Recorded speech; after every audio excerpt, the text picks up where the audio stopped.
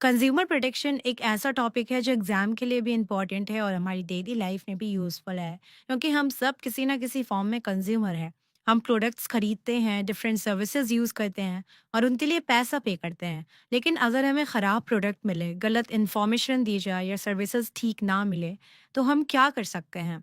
क्या कंज्यूमर के भी कुछ राइट्स होते हैं? हाँ, होते हैं। और इस वीडियो में हम सिंपल वर्ड्स में समझेंगे कि कंज्यूमर प्रोटेक्शन क्या है, कंज्यूमर के राइट्स क्या हैं और कंज्यूमर को प्रोटेक्शन की ज़रूरत क्यों पड़ती है। तो हाय एवरीवन, कैसे हो आप सब? आई होप आप सब एकदम मस्त हो गए।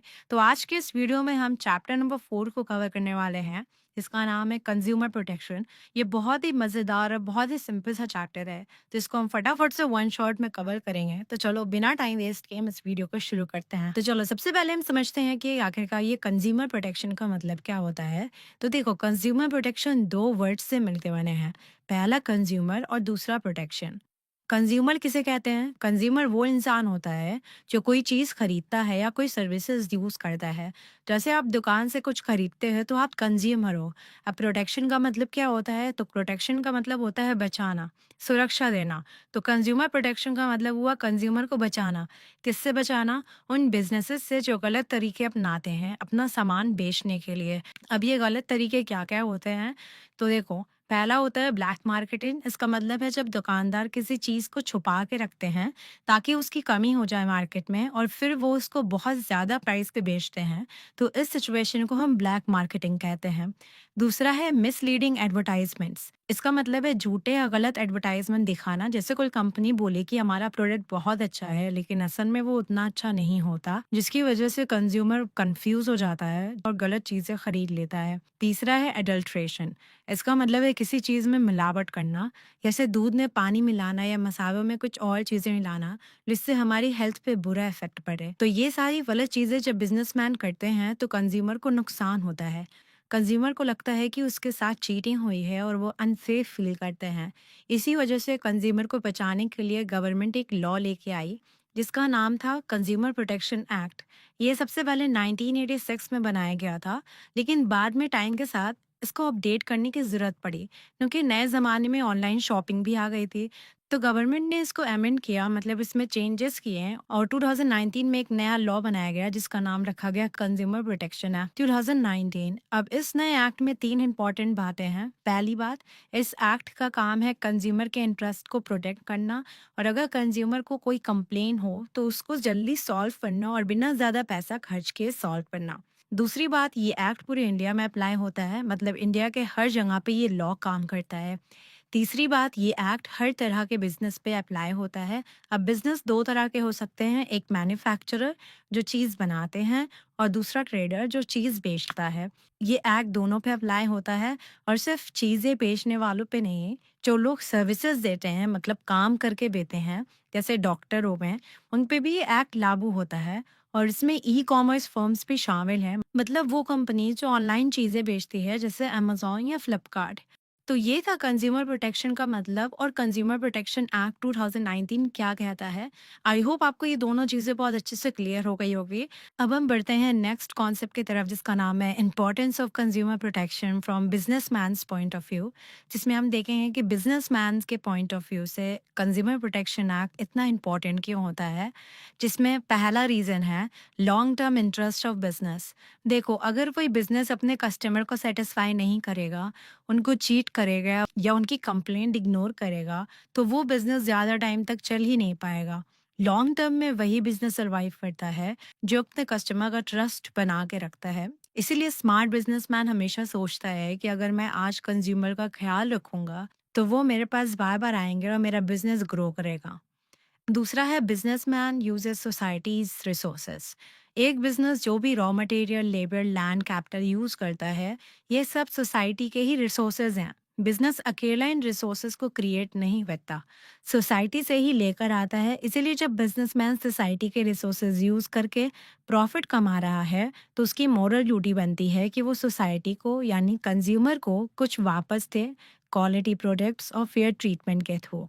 तीसरा है सोशल रिस्पॉन्सिबिलिटी। हर बिजनेस सोसाइटी का एक पार्ट होता है और उससे सोसाइटी के प्रति कुछ रिस्पॉन्सिबिलिटी भी जुड़ी होती है। जैसे एम्प्लॉयज़ के लिए, शेयर होल्डर्स के लिए, गवर्नमेंट के लिए और सबसे इम्पॉर्टेंट कंज्यूमर के लिए। कंज्यूमर प्रोटेक्शन इसी सोशल रिस्पॉन्सिबिलिटी का एक इम्पॉर्टेंट हिस्सा है।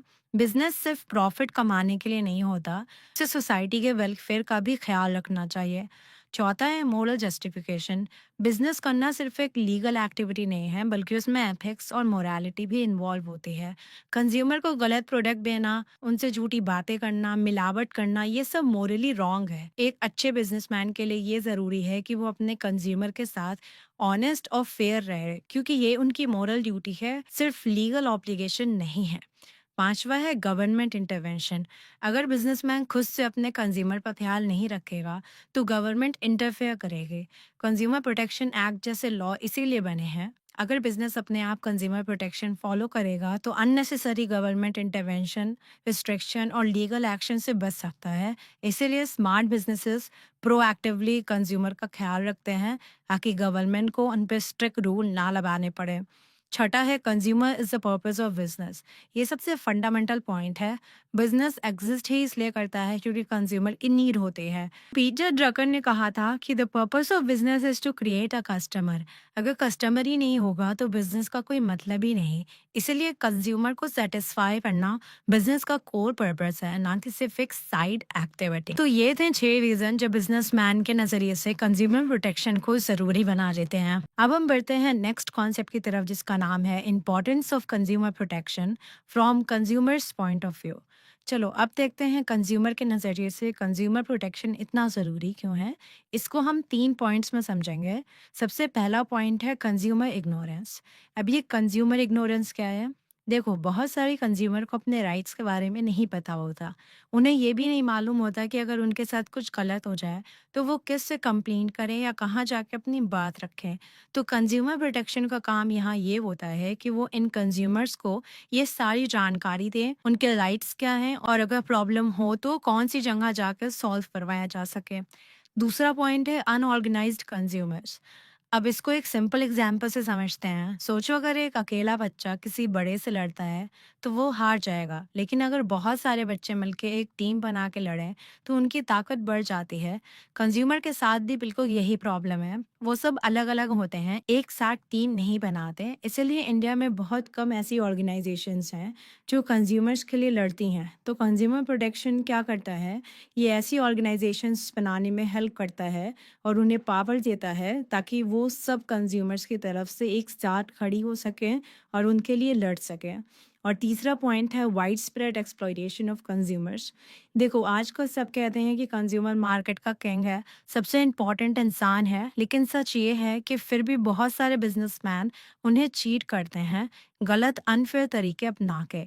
तो कंज्यूमर प्रोटेक्शन इसी चीटिंग से कंज्यूमर को बचाता है और उन्हें एक प्रोटेक्शन देता है। तो ये थे 3 मेन रीजंस जिनकी वजह से कंज्यूमर के लिए कंज्यूमर प्रोटेक्शन इतना ज़रूरी है। अब हम बढ़ते हैं नेक्स्ट कॉन्सेप्ट की तरफ, जिसका नाम है कंज्यूमर राइट।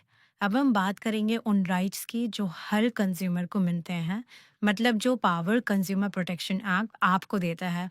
उसमें टोटल 6 राइट्स हैं जिनको हम अभी एक एक करके समझेंगे। तो सबसे पहला है राइट टू सेफ्टी। इसका मतलब है जो भी प्रोडक्ट या सर्विसेज आप खरीद रहे हो वो आपके लिए सेफ होनी चाहिए। अगर आप कोई खाने की चीज़ खरीदते हो या कोई इलेक्ट्रॉनिक आइटम या कोई भी दवाई, तो उससे आपकी हेल्थ या लाइफ को कोई खतरा नहीं होना चाहिए।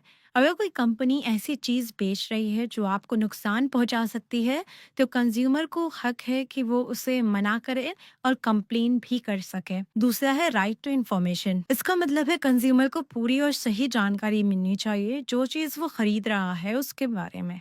जैसे प्रोडक्ट किस चीज़ से बना है, उसकी क्वालिटी क्या है, प्राइस कितनी है, एक्सपायरी डेट क्या है। कंपनी ये सब इन्फॉर्मेशन छुपा नहीं सकती। अगर आपको सही इन्फॉर्मेशन मिलेगी तभी तो आप सही डिसीजन ले पाओगे कि आपको वो चीज़ लेनी है या नहीं। तीसरा है राइट टू चूज। इसका मतलब है कंज्यूमर को हक है कि वो अपनी मर्जी से कोई भी प्रोडक्ट या सर्विसेज चूज करे, अपनी पसंद से, बिना किसी प्रेशर के। कोई भी दुकानदार या कंपनी आपको फोर्स नहीं कर सकती कि आप सिर्फ उन्हीं का प्रोडक्ट खरीदो। मार्केट में अलग अलग ऑप्शंस होने चाहिए। ताकि कंज्यूमर अपनी चॉइस से बेस्ट चीज़ ले सके। चौथा है राइट टू बी हर्ड, जिसे राइट टू रिप्रेजेंटेशन भी कहते हैं। उसका मतलब है अगर कंज्यूमर को कोई प्रॉब्लम हो या कोई कंप्लेन हो तो उसकी बात सुनी जानी चाहिए। कंज्यूमर अपनी बात सही जगह पे रख सके और उसके इंटरेस्ट का ध्यान रखा जाए, ये भी एक ज़रूरी राइट है। पांचवा है राइट टू सीक रिड्रेसल। अब ये समझो, अगर कंज्यूमर के साथ कुछ गलत हो जाए, जैसे उन्हें ख़राब प्रोडक्ट मिल जाए या उन्हें चीट कर दिया जाए, तो उन्हें हक है कि वो उसके अगेंस्ट कंप्लेन करे और उसका सल्यूशन पाए। मतलब अगर नुकसान हुआ है तो उसको सही करवाने का या उसका मुआवजा पाने का राइट कंज्यूमर के पास होता है। और छठा और आखिरी राइट है राइट टू कंज्यूमर एजुकेशन। इसका मतलब है कंज्यूमर को अपने बाकी सारे राइट्स के बारे में पता होना चाहिए, क्योंकि अगर कंज्यूमर को यही नहीं पता कि उसके पास क्या क्या राइट्स हैं तो वो उनका यूज कैसे करेंगे। इसलिए ये राइट कंज्यूमर्स को ये जानकारी देता है ताकि वो स्मार्ट और अवेयर बनकर शॉपिंग कर सकें। तो ये थे 6 इंपॉर्टेंट राइट्स जो हर कंज्यूमर को दिए गए हैं। तो अभी तक हमने कंज्यूमर के राइट्स के बारे में बात की, लेकिन सिर्फ राइट्स ही नहीं, कंज्यूमर की कुछ रिस्पॉन्सिबिलिटीज भी होती हैं, मतलब कुछ जिम्मेदारियां जो उन्हें खुद भी निभानी चाहिए। तो चलो इनको भी हम एक एक करके समझ लेते हैं। सबसे पहला है अवेयरनेस। कंज्यूमर को खुद भी अलर्ट रहना चाहिए जब भी वो कुछ खरीदें या कोई सर्विस लें। तो उसे पता होना चाहिए कि मार्केट में और कौन से ऑप्शंस अवेलेबल हैं, ताकि वो सही डिसीजन ले सकें। दूसरा है इंसिस्ट ऑन क्वालिटी। जब भी कंज्यूमर कोई प्रोडक्ट खरीदे, उसको ये देखना चाहिए कि उस प्रोडक्ट पे क्वालिटी का कोई मार्क लगा है या नहीं, जैसे आईएसआई मार्क या हॉल मार्क। ये मार्क्स बताते हैं कि प्रोडक्ट की क्वालिटी चेक हो चुकी है। तीसरा है लिसन एंड फॉलो इंस्ट्रक्शन। जो भी इंस्ट्रक्शन कंपनी प्रोडक्ट के साथ देती है, कंज्यूमर को उन्हें ध्यान से पढ़ना चाहिए और फॉलो करना चाहिए। इससे रिस्क कम हो जाता है और कंज्यूमर प्रोडक्ट को सही तरीके से यूज कर पाता है। चौथा है कॉशंस कंज्यूमर। इसका मतलब है कि कंज्यूमर को हर बात ब्लाइंडली बिलीव नहीं करनी चाहिए जो सेलर बोलता है। उसे प्रोडक्ट का लेबल अच्छी तरह पढ़ना चाहिए, जैसे प्राइस, मैन्युफैक्चरिंग डेट, वेट, सब कुछ ध्यान से चेक करना चाहिए। पांचवा है be confident and assert. Consumer को अपनी बात पे कॉन्फिडेंट रहना चाहिए। अगर उन्हें कोई चीज़ सही लग रही है तो उन्हें सेलर को अपनी बात क्लियरली बोलनी चाहिए और फेयर डील लेने के लिए पुश करना चाहिए। चौथा है बी ऑनेस्ट। जैसे कंज्यूमर चाहते हैं कि सेलर उनके साथ ऑनेस्ट रहें, वैसे ही कंज्यूमर को भी खुद ऑनेस्ट रहना चाहिए। झूठी कंप्लेन करना या गलत तरीका अपनाना ये भी गलत है। सातवां है इंसिस्ट ऑन कैश मेमो। जब भी कंज्यूमर कुछ खरीदे उसे कैश मेमो मतलब बिल जरूर लेना चाहिए, क्योंकि अगर आगे जाके कोई प्रॉब्लम आए तो यही बिल प्रूफ का काम करेगी कि आपने वो चीज खरीदी थी। आठवां है file complaints in an appropriate consumer forum. अगर कंज्यूमर के साथ कुछ गलत हो जाए तो उन्हें चुप नहीं रहना चाहिए, चाहे नुकसान छोटा ही क्यों ना हो। उन्हें सही जगह पे कंप्लेंट फाइल करनी चाहिए। इससे गलत बिजनेसमैन को रोकने में मदद मिलती है। नौवा है कंज्यूमर ऑर्गेनाइजेशन। कंज्यूमर को ऐसे ग्रुप या ऑर्गेनाइजेशंस का हिस्सा बनना चाहिए जो कंज्यूमर के राइट्स के लिए काम करते हैं। ये ऑर्गेनाइजेशंस उनके इंटरेस्ट को प्रोटेक्ट करने में एक्टिव रोल प्ले करते हैं। और 10वां और आखिरी पॉइंट है बी इको और इन्वायरमेंट फ्रेंडली। कंज्यूमर की ये भी जिम्मेदारी है कि वो इन्वायरमेंट का ख्याल रखें, जैसे वेस्ट को इधर उधर ना फेंकें, पोल्यूशन कम करें और इन्वायरमेंट को रिस्पेक्ट करें। तो ये थी वो 10 रिस्पॉन्सिबिलिटी जो हर कंज्यूमर को खुद भी फॉलो करनी चाहिए। अब देखते हैं, जब हम कोई प्रोडक्ट खरीदते हैं तो उसमें कुछ स्पेशल मार्क्स लगे होते हैं जो ये बताते हैं कि उस प्रोडक्ट की क्वालिटी चेक हो चुकी है। ये मार्क्स अलग अलग प्रोडक्ट्स के लिए अलग अलग होते हैं। तो चलो इनको भी हम एक एक करके समझते हैं। सबसे पहला है आईएसआई मार्क। ये मार्क आपको कंज्यूमर ड्यूरेबल प्रोडक्ट्स में मिलेगा, जैसे इलेक्ट्रॉनिक आइटम। इसका मतलब होता है कि उस प्रोडक्ट की क्वालिटी गवर्नमेंट के सेट किए गए स्टैंडर्ड के मुताबिक ठीक है। दूसरा है एजी मार्क। ये मार्क खास तौर पे एग्रीकल्चर प्रोडक्ट्स और लाइव स्टॉक प्रोडक्ट्स पे मिलते हैं, जैसे घी हो गया, मसाला हो गया या और दूसरे खाने पीने की चीज़ें जो खेती से आती हैं। ये दिखाता है कि प्रोडक्ट की क्वालिटी अच्छी है। तीसरा है बेस्ट मार्क, जिसे हम हॉल मार्क भी कहते हैं। ये मार्क सिर्फ गोल्ड ज्वेलरी पे मिलता है। इसका मतलब है कि जो सोना आप खरीद रहे हो उसकी प्योरिटी चेक हो चुकी है और वो असली है। चौथा है वूल मार्क। ये मार्क आपको वूल से बने प्रोडक्ट पे मिलेगा, जैसे स्वेटर या शॉल। इसका मतलब होता है कि उस प्रोडक्ट में 100% प्योर वूल यूज हुए हैं, कोई मिलावट नहीं है। और पांचवा है इको मार्क। ये मार्क उन प्रोडक्ट्स पे मिलते हैं जो इन्वायरमेंट फ्रेंडली होते हैं, मतलब जिनसे इन्वायरमेंट को कोई नुकसान नहीं होता। तो ये थे वो 5 इंपॉर्टेंट मार्क्स जो हमें बताते हैं कि जो प्रोडक्ट हम खरीद रहे हैं उसकी क्वालिटी चेक हो चुकी है और वो सेफ है यूज़ करने के लिए। अब देखते हैं कंज्यूमर प्रोटेक्शन एक्ट 2019 के हिसाब से कंप्लेन कौन फाइल कर सकता है। सबसे पहला हक है खुद कंज्यूमर का। कोई भी कंज्यूमर अपनी कंप्लेन फाइल कर सकता है। इसके अलावा अगर कोई रजिस्टर्ड कंज्यूमर एसोसिएशन है तो वो भी किसी कंज्यूमर की तरफ से कंप्लेन कर सकती है। सेंट्रल गवर्नमेंट या स्टेट गवर्नमेंट भी कंप्लेन फाइल कर सकती है। और अगर बहुत सारे कंज्यूमर्स एक जैसी प्रॉब्लम फेस कर रहे हों तो उन सब कंज्यूमर्स में से एक या दो कंज्यूमर सबकी तरफ से एक साथ भी कंप्लेन फाइल कर सकता है। और एक और इम्पॉर्टेंट बात, अगर किसी कंज्यूमर की डेथ हो जाए तो उसका लीगल हायर मतलब उसके परिवार का कोई भी मेंबर जिसको उसकी प्रॉपर्टी का हक मिलता है वो भी कंप्लेन फाइल कर सकता है। और अगर कंज्यूमर माइनर है मतलब बच्चा है तो उसके पेरेंट्स या लीगल गार्जियंस उसकी तरफ से कंप्लेन फाइल कर सकते हैं। अब देखते हैं ये कंप्लेन किसके अगेंस्ट फाइल की जा सकती है। देखो, अगर प्रोडक्ट में कोई डिफेक्ट हो तो कंप्लेन उस प्रोडक्ट को बनाने वाले मैन्युफैक्चरर के अगेंस्ट या उसे बेचने वाले सेलर के अगेंस्ट फाइल की जा सकती है। अगर सर्विस में कोई कमी हो तो कंप्लेन उस सर्विस देने वाले प्रोवाइडर के अगेंस्ट फाइल की जा सकती है। और अगर प्रोडक्ट की क्वालिटी, क्वांटिटी या प्राइस में कोई प्रॉब्लम हो तो इसके लिए भी कंप्लेन फाइल की जा सकती है। अब देखते हैं कि कौन लोग कंज्यूमर नहीं माने जाते हैं कंज्यूमर प्रोटेक्शन एक्ट के अंडर। अगर कोई इंसान किसी चीज़ को आगे बेचने के लिए खरीदता है मतलब रीसेल के लिए, तो वो कंज्यूमर नहीं है। अगर कोई बिना बायर की अप्रूवल के गुड्स यूज़ कर रहा है या बिना हायर के अप्रूवल के कोई सर्विसेज यूज़ कर रहा है तो वो भी कंज्यूमर नहीं माना जाता। और अगर कोई बिना पैसे दिए गुड्स या सर्विसेज यूज़ कर रहा है तो वो भी कंज्यूमर की कैटेगरी में नहीं आते। आखिर में समझते हैं कि अगर कंज्यूमर की कंप्लेंट सही पाई जाती है तो उन्हें क्या-क्या रिलीफ या रेमेडीज मिलती हैं। पहला, प्रोडक्ट में जो डिफेक्ट है उसे ठीक करवाया जा सकता है। दूसरा, अगर सर्विस में कोई कमी है तो उसे भी सही करवाया जा सकता है। तीसरा, अगर प्रोडक्ट डिफेक्टिव है तो उसे रिप्लेस करके नया बिना डिफेक्ट वाला प्रोडक्ट दिया जा सकता है। चौथा, जो पैसा कंज्यूमर ने प्रोडक्ट या सर्विसेज के लिए दिया था वो वापस किया जा सकता है। और पांचवा है, अगर गलती दूसरी पार्टी की वजह से कंज्यूमर को कोई नुकसान या चोट लगी है तो इसके लिए कंज्यूमर को रीजनेबल कंपनसेशन भी दी जा सकती है। अब हम बढ़ते हैं इस चैप्टर के लास्ट टॉपिक की तरफ जिसका नाम है redressal agencies under consumer protection act 2019। अब देखते हैं अगर कंज्यूमर की कंप्लेंट सही है तो वो अपनी कंप्लेंट कहाँ फाइल कर सकता है। तो इसके लिए एक 3 ट्रायल सिस्टम है, मतलब 3 लेवल के कमीशंस बने हैं और कंज्यूमर अपनी कंप्लेंट की वैल्यू के हिसाब से इन इन तीनों में से किसी एक जगह पे अपनी बात रख सकता है। तो चलो इन्हें एक एक करके समझते हैं। सबसे पहला लेवल है डिस्ट्रिक्ट कमीशन।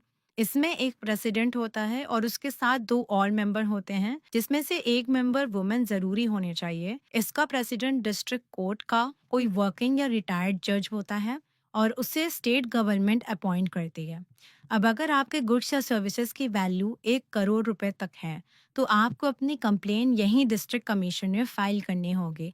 और अगर आप डिस्ट्रिक्ट कमीशन के फैसले से सेटिस्फाई नहीं हो तो आप 45 डेज के अंदर स्टेट कमीशन में अपील कर सकते हो।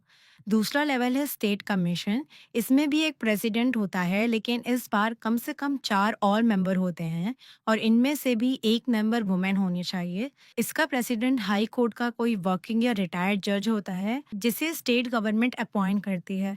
अगर आपके गुड्स या सर्विसेज की वैल्यू 1 करोड़ से ज्यादा और 10 करोड़ तक है तो कंप्लेन यहाँ स्टेट गवर्नमेंट में जाती है।